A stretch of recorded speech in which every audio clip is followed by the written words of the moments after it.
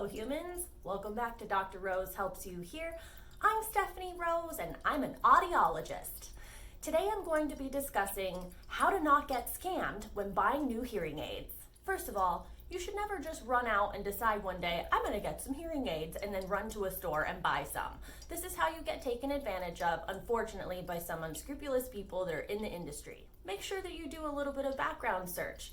Who is the provider? Do they have good reviews? You can find out from a simple search on Google or any search engine or any review engine like Yelp to see what kind of background these people have. Before I go further into the video, I just wanted to say thank you so much to my 350 plus subscribers.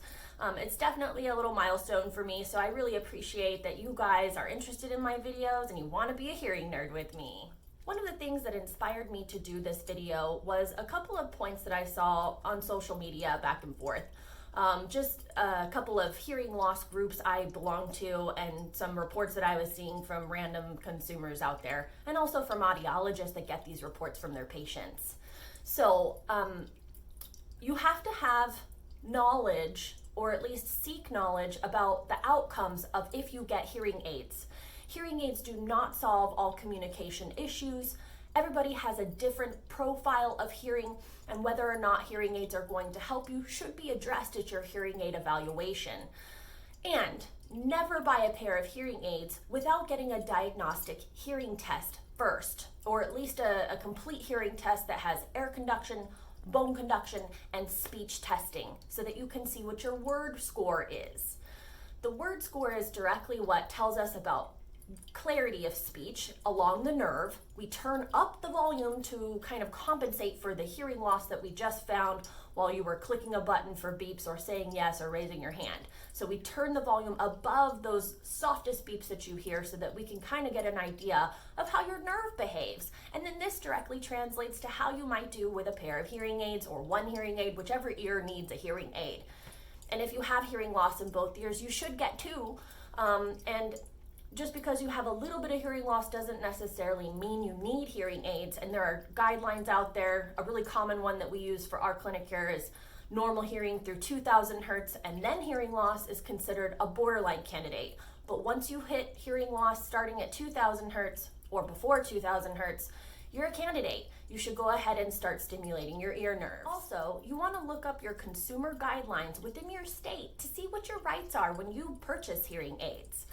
I practice in California, and in California you have 45 days from the time you take home hearing aids to decide if they're benefiting you, and if for whatever reason you change your mind, you get every penny back. We're not even supposed to keep any sort of restocking fee or charge you for the time, so you have very good protective rights in California, so make sure you look up your state guidelines about hearing aid sales.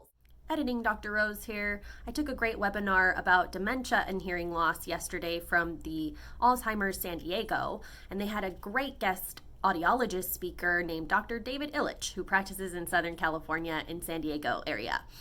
So he made the comment that if you, for whatever reason, have any qualms about the fit, the fidelity, or the benefit of the hearing aids, then you definitely should not keep them. So take that into account. If they don't fit right, if the fidelity isn't to what you expected or wished that they would have been, or if you're just not benefiting, then it's time to try a different sound recipe, either by a different maker, a different kind of hearing aid, or probably even a different provider in some cases. Also make sure that you're being counseled properly on realistic expectations based on your hearing profile. If you read something online or in the newspaper that something costs $30 and oh my gosh, it's this terrific amplifier, terrific hearing aid, if it sounds too good to be true, it probably is, especially with hearing devices. People automatically think of cost to determine how good a hearing aid is, but really it's about the whole profile. How is your nerve doing? How much hearing loss do you have?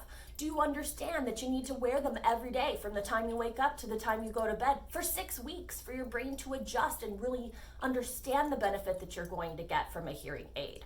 So there's more to it than just the device. Another big component of this is your programmer or your audiologist or hearing care professional. Hearing instrument specialist is also another word for the people who can dispense hearing aids. So there is training that's involved, there's education that's involved. It's not just a simple device off of a shelf. It's tailored to your hearing sensitivity, and it's programmed depending on how you do in background noise. The technology inside of the hearing aid also helps with those sorts of things. So you should be counseled on why it is that they're choosing this type of technology for you. Not everybody should get top of the line. Not everybody should get a basic. There's also some emerging research out there that says that there's really, for a certain type of hearing profile, there's really no difference between a mid-grade and a premium hearing aid in terms of self-perceived benefit. So as long as they're fit accordingly with real ear measures and all of the verification that should go with that. So lots to learn. Look at the other videos in my channel so that you can educate yourself and figure out what you need to do. If you walk into a place and some guy puts hearing aids on you and charges you $5,000 and hasn't done a hearing test on you, that's a scam. It's time to leave. So just make sure that you're protecting yourself, know what needs to happen when you go into a hearing test and hearing aid evaluation appointment, and advocate for your rights as a patient to get the best hearing care possible. If you spend thousands of dollars on a pair of hearing aids and you feel like they're not working, a lot of the times it's just because you haven't been wearing them and you haven't adjusted to them, or they need to be programmed. Maybe you put them in a drawer for a couple years and decided that you wanted to go ahead and get back on the horse. Well, guess what? Your hearing changes over time. Just like when your eyes change, your vision changes, we get new lenses. With hearing aids, if your hearing changes, you have to have them tuned. So that usually starts with a hearing test, not just randomly going in after 3 or 4 years saying, can you just bump these up a little bit? It's a little bit more science to that. We hear with our brains, not our ears. It goes to your brain, so there's a little bit more involved. Let's say you spent $5,000 with that guy down the street who didn't even test your hearing, and it's been a year or whatever, or even 6 months later, and then you go to a different center, and they want to sell you a $7,000 pair of hearing aids. I have to say that that's a little bit unethical. If someone walks in and their hearing aids are just a couple or a few years old, it's always worth it to try to reprogram them, test the hearing first, do some real ear measures, make sure that the tips that go in the ear are appropriate for the type of hearing loss that they have or severity of hearing loss that they have, and orient the patient. If it's been 2 years since they started wearing the hearing aids, they're probably not going to know how to change a battery or how to clean it and maintain it. You have to maintain hearing aids to be able to get good sound. I've heard horror stories of people who just had wax in their filters and were sold a new set of hearing aids because they weren't working. So, with this industry, you have to protect yourself. You have to be knowledgeable about what you're getting into. It's not just to wake up one day and go get a set of hearing aids.